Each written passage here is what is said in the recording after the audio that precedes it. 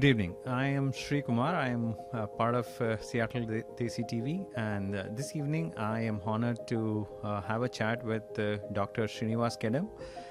He's a well-known professional in the Indian community in the Seattle area. He's an assistant director in family engagement and a prominent community leader helping students from across the Northshore School district. A multifaceted person with a wealth of knowledge on the Hindu Dharma and principles. We will focus this episode on the education and the community aspects of Sir. Sir, can you share a little bit about yourself and how your roles help influence families and students across North Shore? Thank you so much, Sri Kumarji.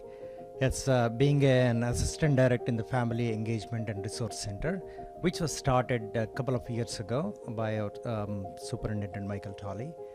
And as in this role, what I do is I support families.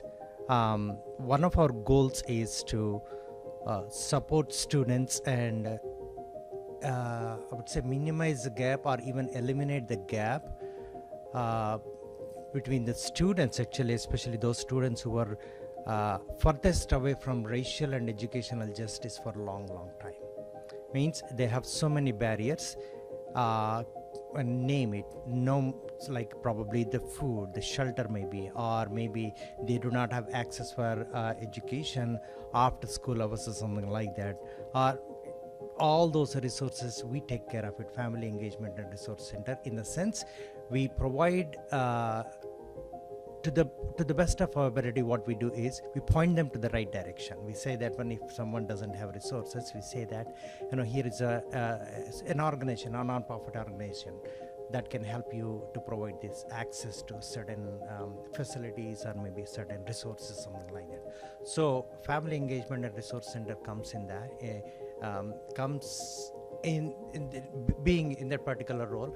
I play a role of supporting them and listening to them and making sure they get those resources. That's number one. And the second aspect is, when I started this position in the Northshore School District in 2017, I started as an assistant principal in the Fairnwood School. So one of my roles was to support immigrant communities, basically Asian Indian students, and as well as Middle East, and as well as students who are coming from East Asia, and all those immigrant population, to make sure they understand the system, or if they have any challenges understanding the system or getting access to education because of various reasons. So I come in, I support them, and make sure they have equal access to education in the best possible way. So they're just in a short way, summarized way, but there are so many other roles that I also play too. You touched upon the exact point that I was alluding to. So with the growing Indian population in the area, so from your experience, what do you think are the major challenges faced by students who relocate to US? So we can start with the academics first. Absolutely. This is it's a deep subject, but still I'll try to simplify. Every subject that we touch is going to be a deep one.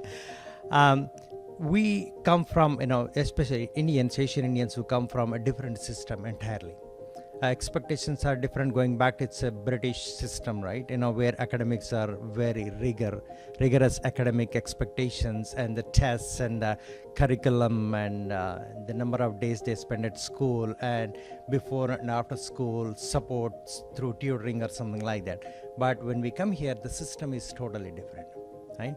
So your system again is K-12 system. They're all elementary is different, and the middle school expectations are different, and high school expectations are different, and they go to the grades, college, and the college expectations are different because of the way that has been built. There's so much of advanced concepts that are implemented in United States and some other countries also, like Western developed countries too, that are still India is still a bit behind in some of those kind of things because of various reasons.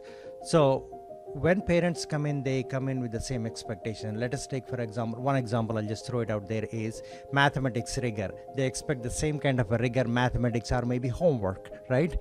And that's different here. Homework expectations are, and philosophies maybe, or expectations maybe from district to district or teacher to teacher is totally different.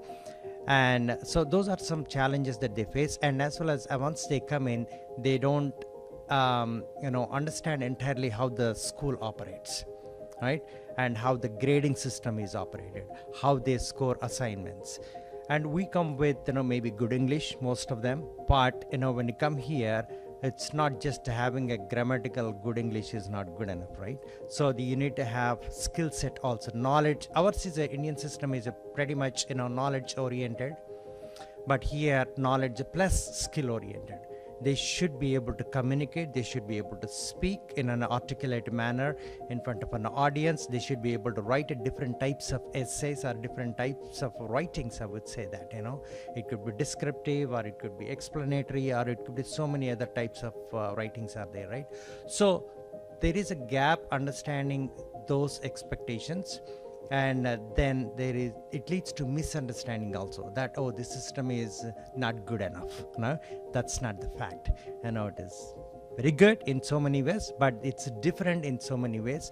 And we are living in the United States, and as per the society, as per the US government and the state education government, the expectations have been set, and we are expected to follow those kind of things. Yeah, I think it's key to help the students adapt to the newer system. I shouldn't say the newer system, the system that has been in existence here as compared to students who have started their education back in India. So in addition to the academics part of it, like, are there any social peer challenges that the students generally face here? Oh, absolutely. I would say that lately, in my observation, I've been noticing that students they face so much of pressure. Like in India, what happens is most of the families, education is key for them. I don't want to be misunderstood by anybody else. The education is valued everywhere in United States or everywhere else also too, no doubt about that. But in India, our parents are tuned, okay, you need to go to the college, you need to get a higher education, then you need to get a good job. And that's the expectations are already set, right? But because of that, what happens is they want everyone to perform at the highest level. A grade, that's it. No compromise at all. No, we cannot actually accept C's or D's or failing grade. That's not acceptable at all. There is a lot of pressure on students and as well as the parents also.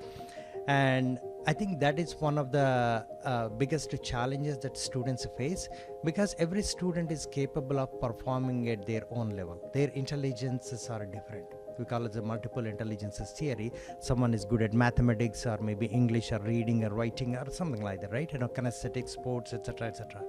So, but we expect that, Indian system, like in parents, I would say that they expect that everyone should be doing academically absolutely fine. But here we provide opportunities for them to, you're strong in this area, we encourage you to do that, but at the same time try in those areas where you are not strong.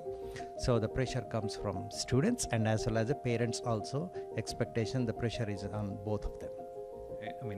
Just to add upon to what you were saying, in India it's either engineering or be a doctor, or then there is the third bucket, which is not the brightest of the lot. That has become the norm back there as well. So it's so refreshing to see people from all sorts of all backgrounds come in and excel in their own fields here.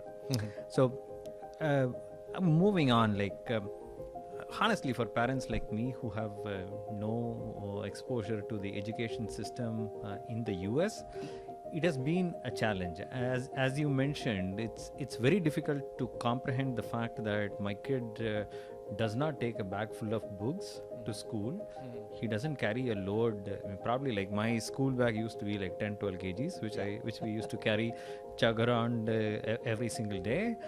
My kid doesn't do that. Yeah. I don't think I ever had an access to a laptop till I was in college. So which these kids do here. So what advice would you have to parents who are here? How can they equip themselves better in order to help their children flourish in US? So that's again, an excellent question. It's a nice balance that parents have to manage. You need to develop an understanding that kids have potential, students have potential. You need to trust them. So here, the system is built in such a way that you trust students to try their best. Always give them an opportunity to work hard. Okay, if they fail, what happens? That's a great opportunity for you to learn, right? You learn from your mistakes and move forward. That kind of approach is essential, rather than trying to, I would put it as making your dreams come true through your children, right? That's not right. That's not fair, because every student is gifted in a way, in a different way. And we need to identify that gift, and we need to encourage them to excel in those gifts, in those areas, such as you mentioned, right? There are professions beyond engineering and medicine. And lately, I really appreciate parents and as well as students who are exploring other tours, such as they are going into law, they are going into political science, they are going to economics. So when I look at them, I'm glad you are not going to just computer science, I just appreciate them, right? And as well appreciate parents also, who are those, pocket of parents who are understanding the system very well and who are doing that job really, really well too. But I would like to see, more and more parents to do the same thing. So yeah, going back to that question of actually, balancing, making sure that you constantly being a guide, being a mentor, being a coach to your students, okay? Not always telling them what to do, right? Always listening to them is also important too. They have ideas, they are bright, they are very intelligent, they're articulate, they have a lot of strengths. So you have to pause and say that what do you think you want to do? Or what do you think is most interests you? Something like that. That conversation has to happen regularly in a respectful manner. So then you are creating an excellent environment for your children to grow, and also express themselves and be open about what they want to do, how they want to learn, etc. Yeah. Absolutely. So, in addition to that, if a child or a parent has issues, what are the different support channels that are available to them that you think that they should utilize to move forward? No, that's a difference between, going back to again one of the comparison, modes that we go. In India, we have limited resources, but here we have tons of resources. For example, every school has counselors, right? So they can go to counselors and they can talk to them and they can share their concerns or how they're feeling, their struggles maybe, and the challenges that they are facing on day-to-day life. That is within the school system we have. And teachers are always willing to help. And we have assistant principals and principals, administrators. We have so much of a support system that we have. Like, for example, we have student services department is here. They'll help you navigate or help if you do not understand a system or something like that, maybe a grading system or something like that, how to get to another school, how the coursework or etc., all these things, right? So they are available to help you. And in addition to that, they can also go outside too. For example, even anyone is seeking any kind of a mental health support, something like that. So within the society, we have so many mental health counselors are there, and the experts are there to support. Even some students also have started their non-profit organization, right? About mental health maybe, or supporting students, or maybe economics or something like that. So resources are there, and all they have to do is look out for them and as well as utilize them, and not hesitate, not have that kind of a stigma.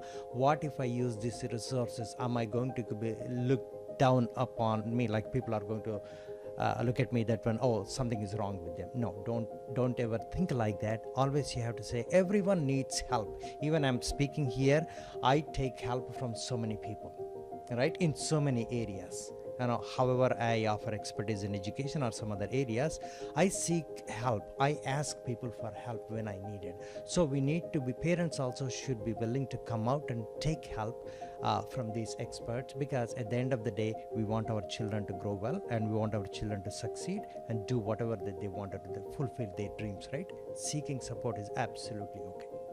Amazing, amazing. Thank you so much for sharing that, Srinivas ji. I think that was pretty deep conversation. So we talked about the curricular aspects of it. So let's move on to the extracurricular aspects of growth with respect to children here. So what are the extracurricular opportunities that students generally get?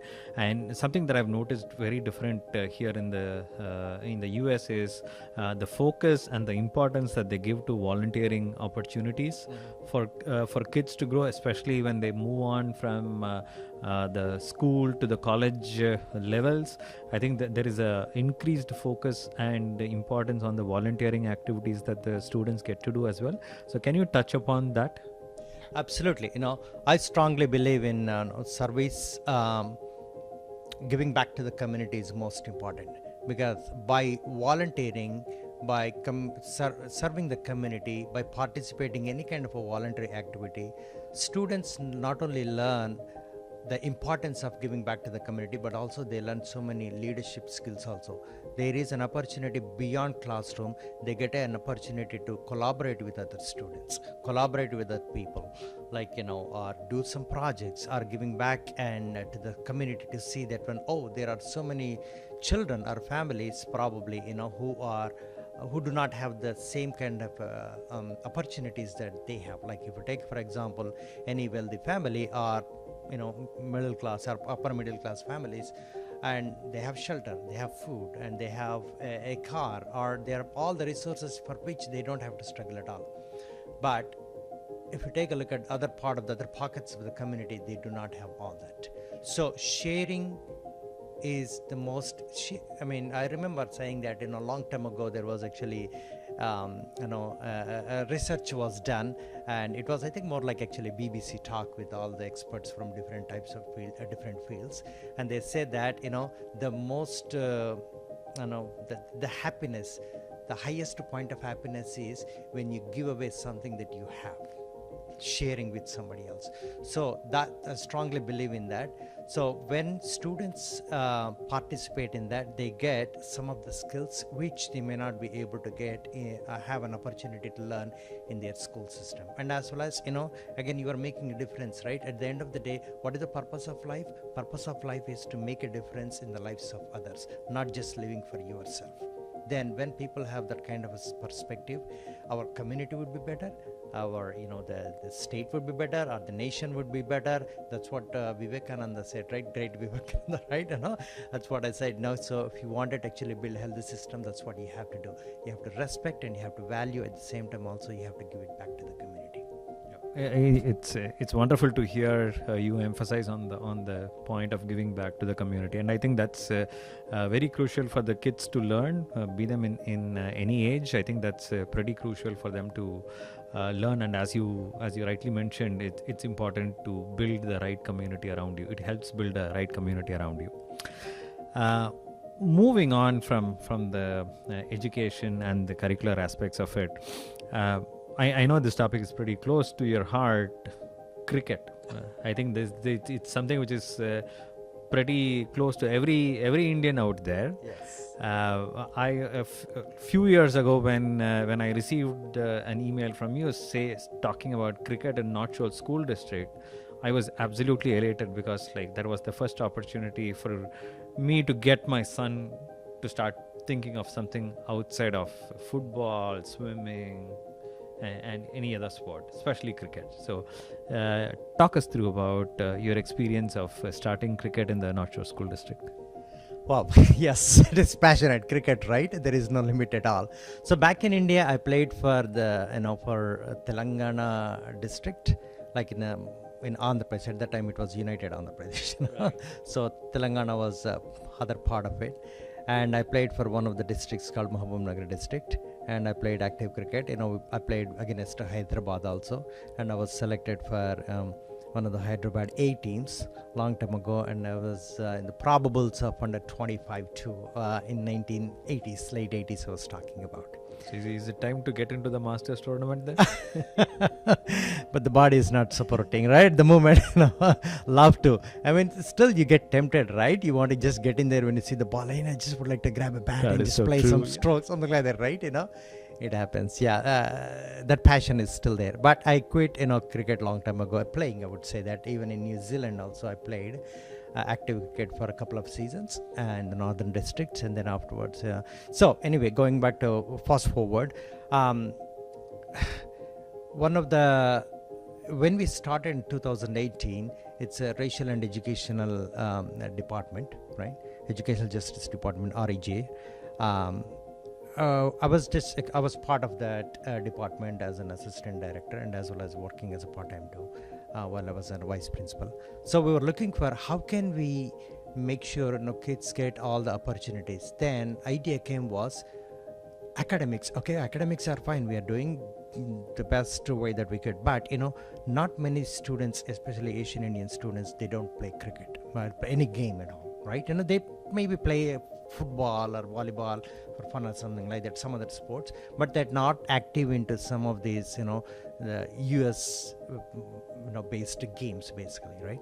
So it's because that's not something they may not have found that kind of a gig. I would say that one my physics doesn't support me, or I'm not really interested in playing basketball or something like that. So there's so many reasons.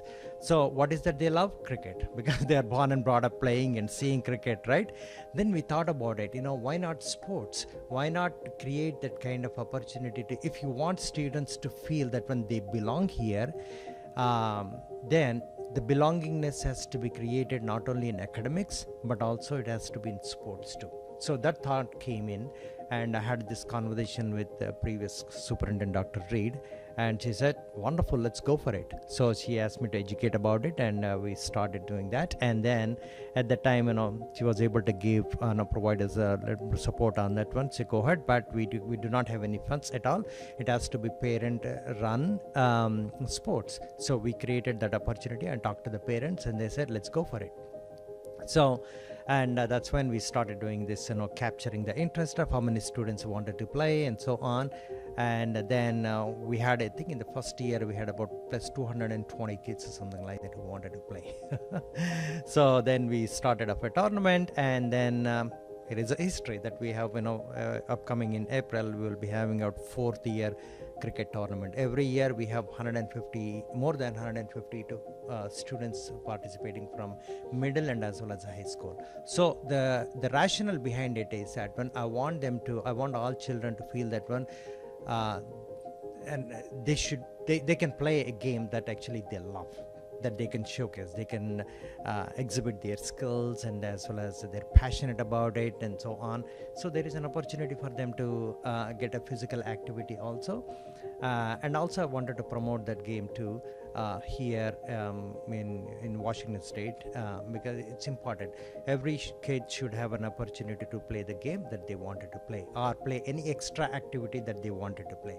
So that is why I encourage not only cricket, but also some other people wanted to start Carnatic music clubs. So I encourage them to do that one. I think one student has started already in a couple of schools, and there are so many other children who are approaching to start some other extracurricular activities after school. I said, go for it, no problem. So if at all you have approval, you have a support of the teacher and the school and the resources, and you have a plan, I'm sure the schools will embrace it. Yeah. It's amazing to see the inclusive culture that you're building in the society here. So with the introduction of Major League Cricket here in the US, I'm sure cricket's popularity is picking up every single day here. So how far away are we with respect to cricket being one of the sports which is treated equally like a football or a soccer team in the schools? Yeah, it's a matter of time, I would say that, but there are some systems in process.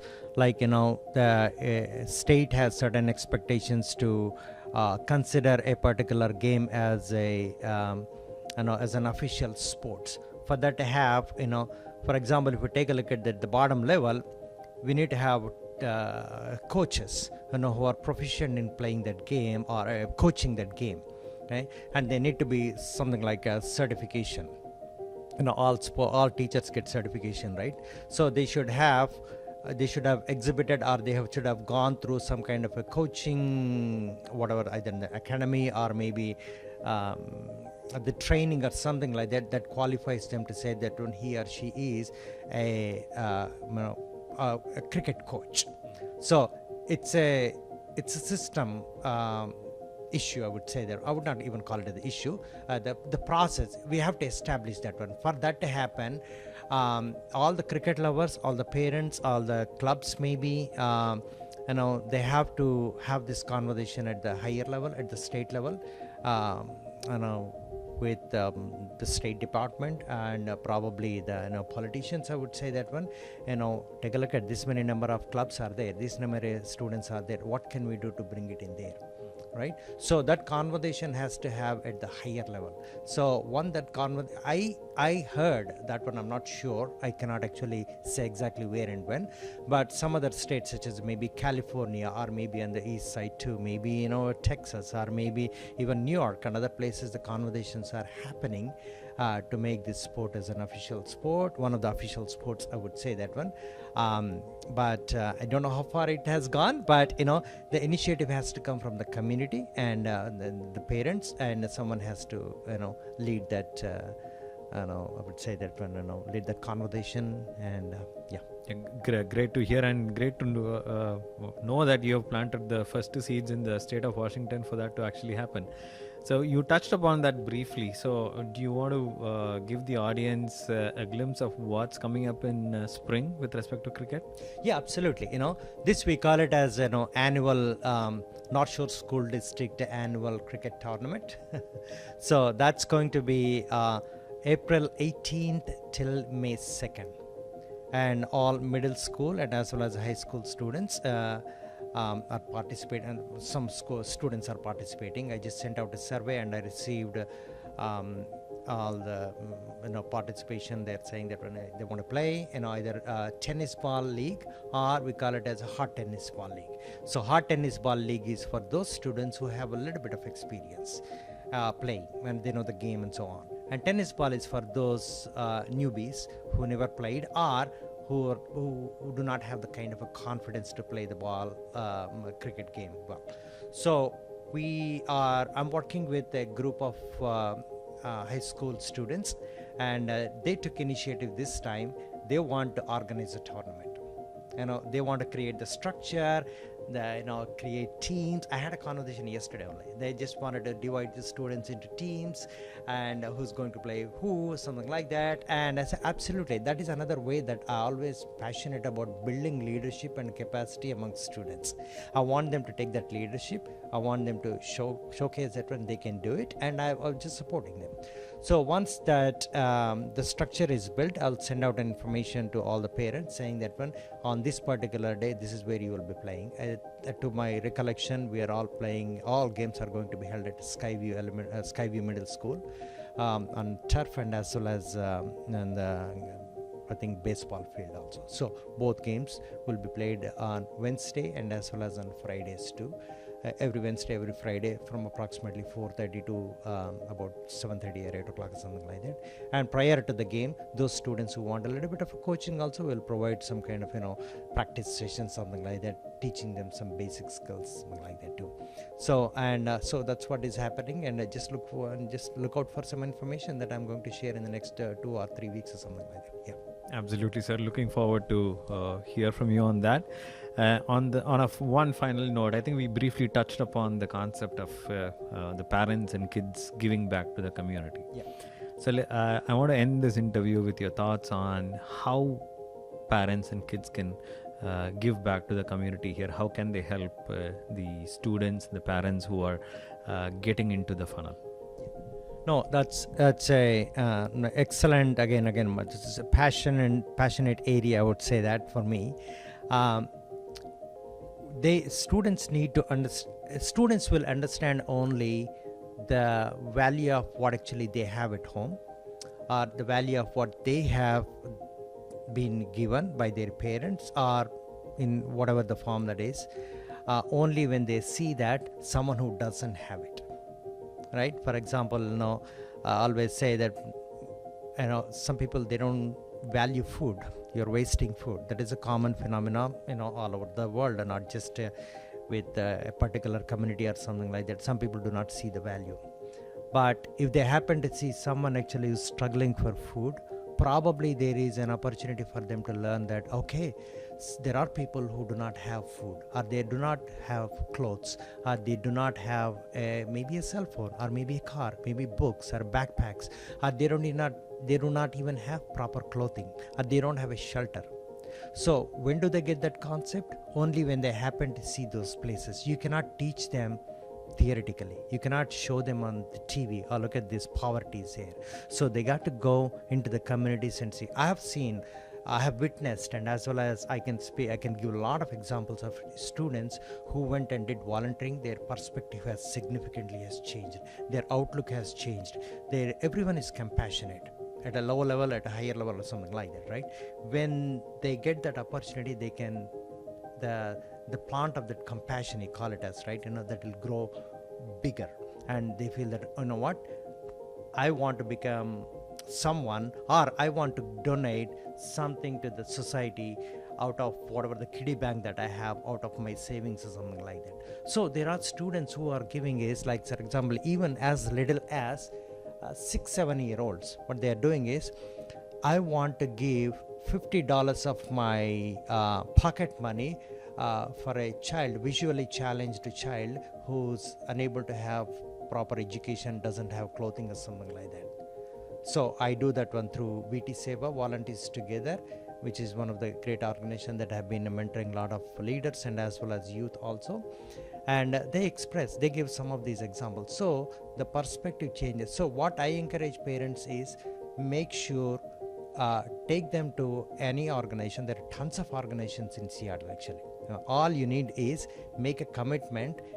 However you make a commitment for academics, or maybe piano lessons, or guitar lessons, or maybe violin lessons, or Carnatic music, or a dance, or those kind of lessons, or even birthday parties too, right? Or maybe some other parties that they gather too. So allocate some time to for your children to go and serve in these communities. Then you see there is the growth, that mindset that they have, the growth, the perspective, the maturity that they have is, it's phenomenal. I would say that, you yourself would say, wow, I never knew that when my kid has this potential. So that's when you hit the moment of that satisfaction, happiness as parents. I'll say that. That is so very important, G. I'm sure the parents and kids who are listening to this would be inspired by your words. If they want to approach you to participate in some of the activities that you're doing today to help the community, how can they do it, and how do they reach out to you? Oh, of course. No, I'm skhedam@nsd.org, right? That's my email. But again, you could find me on family engagement and the Northshore School website, and also have that phone number also that's there listed too. But I would say that one, I'm easily approachable, and not only about the Northshore School District in terms of actually how they need any resources or any support or something like that, and also in community how they can participate. They can reach out to me. I always say that my wife always jokes about it, saying that your number is all over the world, right? I share my number with all over the, because I believe that I don't know who might need what kind of help. I get phone calls even in the evening, 7 or 8 o'clock, weekends, nothing at all. So someone is seeking, really they are desperate for some kind of help. We don't know what kind of help it might be, right? So I want to make sure that I'm available for them. I still meet with parents on weekday evenings or maybe weekends. If they need some information, I'm there to support them at all. So they can find me. And the most important thing that I just would like to say is that, many people, this is as if going back to the first part of it, right?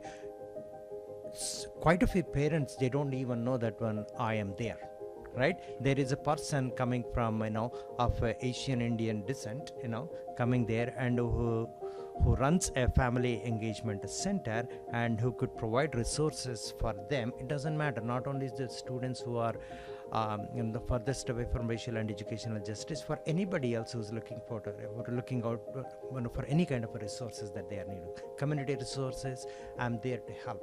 So all they have is a phone call away and an email away, and I'm happy to meet at the school district also to give them any kind of a guidance. And I'll touch base on this one. There are so many parents also gave them support and as well as guidance to how to become a teacher. All right. So, and so many of them have become paraeducators, and those paraeducators, I guided them to the best of my ability to become certified teachers. All right. So that is something that, if I'm not resourceful, I can always go and find resources and I can help them out. Yes, I'm phone call and email away. Srinivas ji, that was very insightful, and thank you so much for sharing your knowledge with us this evening. I hope our audience find it useful, and I hope you get more phone calls. Definitely. Thank you Looking so much. forward to. Absolutely. Thank you so much for this opportunity. Again, I'm here to serve for North Shore School District families in any manner to the best of our ability, and to make sure you have the best experience in the North Shore School District, and you should not feel that one at any time that when you are not included, you don't belong there at all. And every staff member in the North Shore School Districts are aspiring to serve and as well as support all families unconditionally.